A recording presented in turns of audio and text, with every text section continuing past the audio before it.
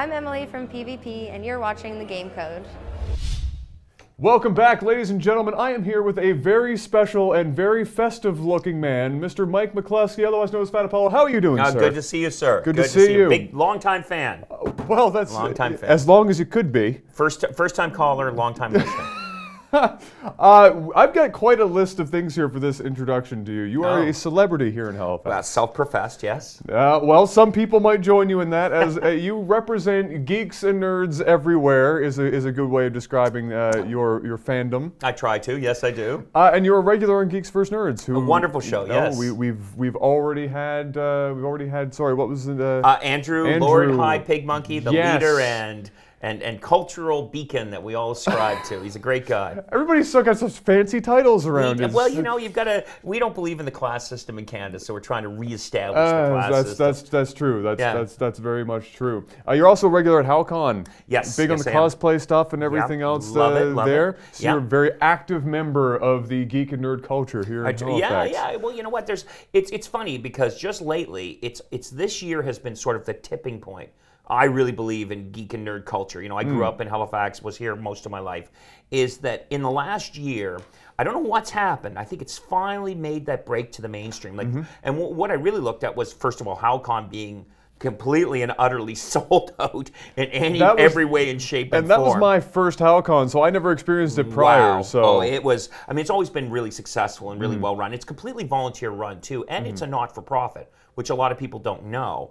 But I mean, what happened this year was the Warp Speed passes, which are the VIP passes, sold out. That was quick. 12 and a half minutes. 12 and a half minutes, those Warp Speed passes are gone. But the other thing I looked at was this year for Free Comic Book Day, I went to the local store, Giant Robot, which is just around the corner here. Right. Great store, 3rd anniversary this year. They probably had 4 to 5 times the number of people waiting for them to open on the morning of. Unbelievable. Wow. And it's just, I think we've hit that tipping point. I would agree. I mean, as I said, I hadn't been to a HalCon before, but I mean, you always hear about HalCon, but specifically this year, or I should say last year's HalCon at this point, really was everywhere. Everybody was talking about it that I knew anyway, even some people who aren't necessarily involved in the culture, so maybe this is the final time. It is. We can all start walking around dressed as we always wanted to dress, right? I already do. I already do, my friend. You're just setting trends. Well, you know what, this is my conservative clothes. So. Oh, well, now you should feel free to go all the way. Well, it was funny because I typically wear this when I'm doing a Geeks vs. Nerds show or something, and I was riding the bus on Spring Garden in my gear, and some guy from Toronto actually tweeted a picture of me. Oh, really? Tweeted a picture and said, I think the only thing that cape's protecting him from is his virginity. Oh. And the thing was, the people were tweeting back to him going, "Oh, you don't know Fat Apollo. You don't know what you don't know what you're talking." If you think that's bad, you don't know what you're talking about. He goes, "Oh, I'm so." And he tweeted, goes, "I'm really sorry." And I'm like, "Oh, don't worry about it." Well, you know, I wish that I could say that I too have drawn such attention, but I do not have the enough masculinity to be so comfortable to walk around downtown dressed as such. Speaking of the geek and nerd culture that is now so thriving here, we asked this question before. I want to know what your response to this is.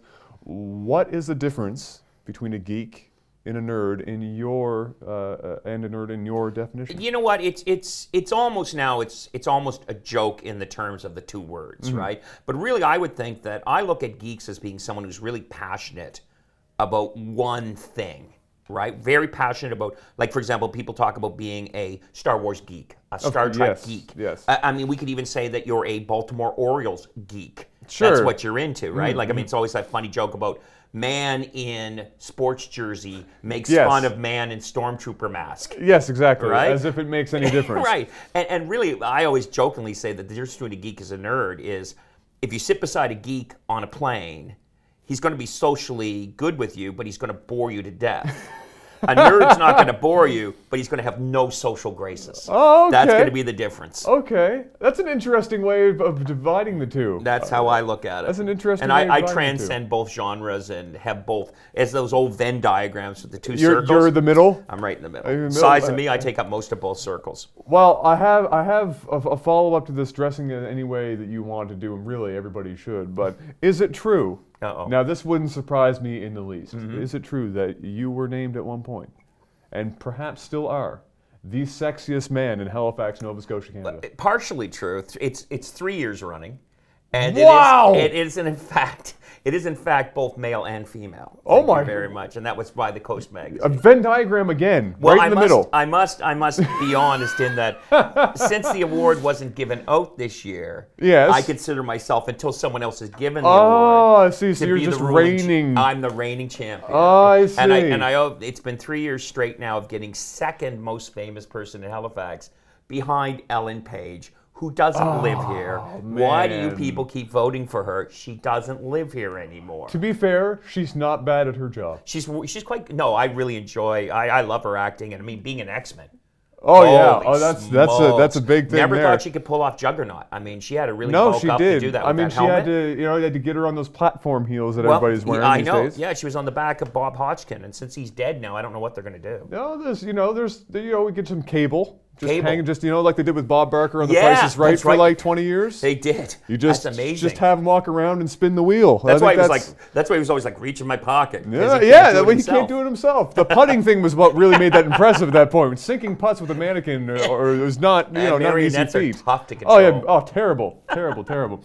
So you also have maybe it does have something to do with your success in being the sexiest man in Halifax, and woman apparently. And thank you.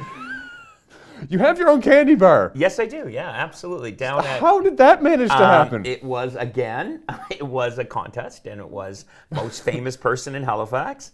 And what it was people went down to Sugar, which is a really great candy Right, yeah, store yeah. down on the waterfront in Bishop's Landing, just off Bishop's Landing. And they have all the handmade candy and all the Right. ice cream and stuff, and really, really busy during the summer, of course. Yes. And what they had a who's the most famous person in Halifax, and people came in and voted, and I won, beating out Sidney Crosby. And What? I beat out Sidney Crosby. Well, to be fair, I don't know how much a hockey player should endorse a chocolate bar. Well, that's or vice true. versa. That's true. So yes, it is a milk chocolate bar.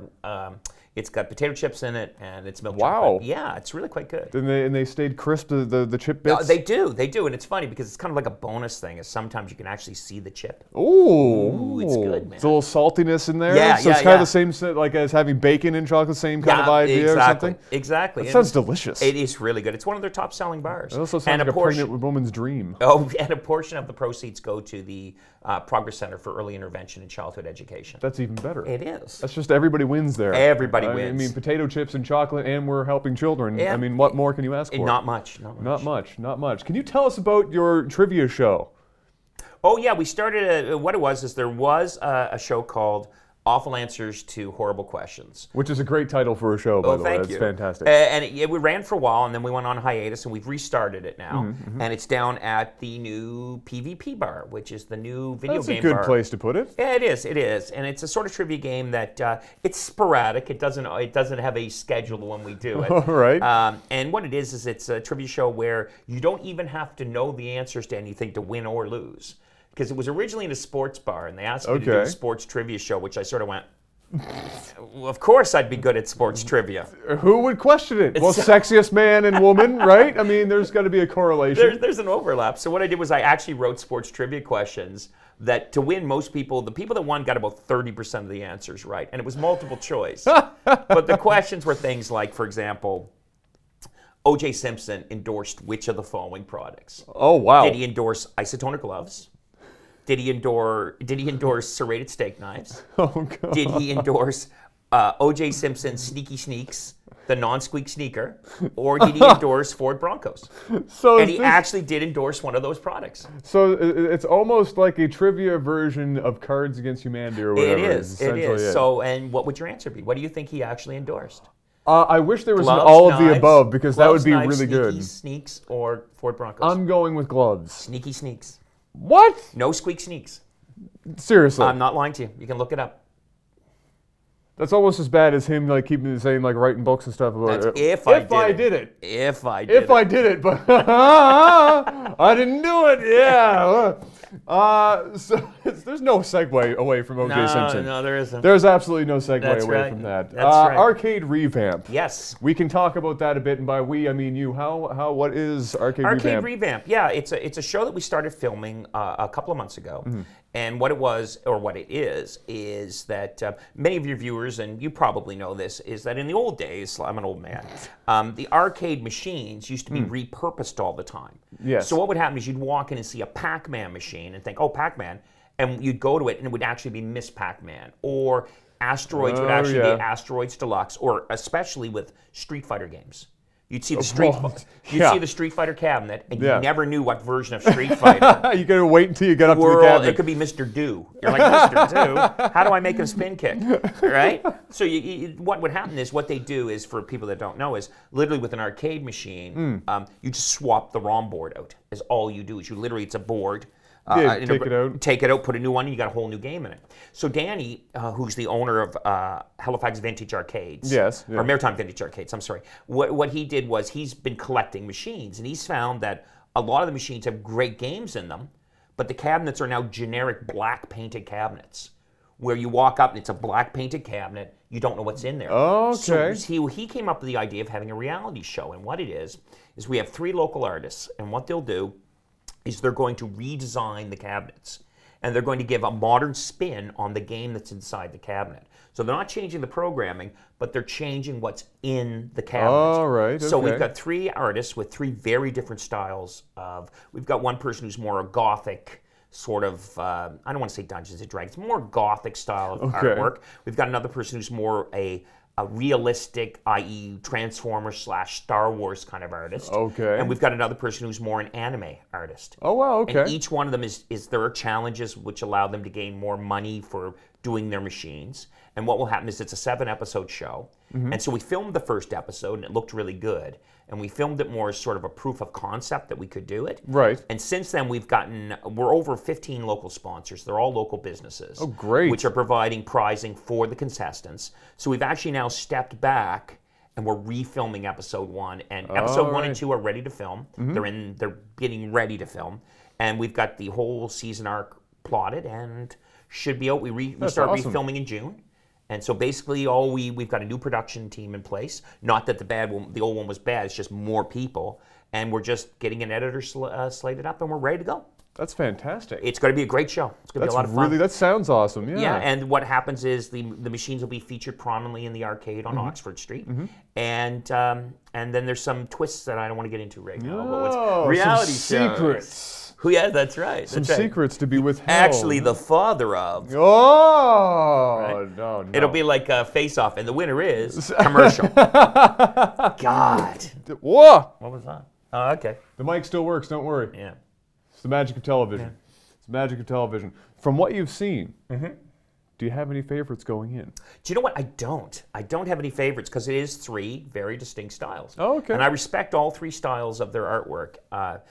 And it's funny because the artists were picked by the production team, and I knew 2 of the 3 artists already just from being in the geek community. And one of them is actually, you had Scott on the show a while ago. Yes. From Maritime Heavy Armor. Yes. Wonderful group of people. One of them is actually a member of Maritime Heavy Armor. Oh, really? Yeah, and so he's one of the artists, and he's quite good. That's great. And he does the Maritime Heavy Armor comic, we'll call it that, and which is their exploits. But he also does another series of titles called Shenanigans Tales, which is for sale locally. Awesome, Yeah, awesome. it's pretty cool. And if somebody like myself would like to know or learn a little bit more about that, where could they find out such great information? Use the Google machine and look up Arcade Revamp.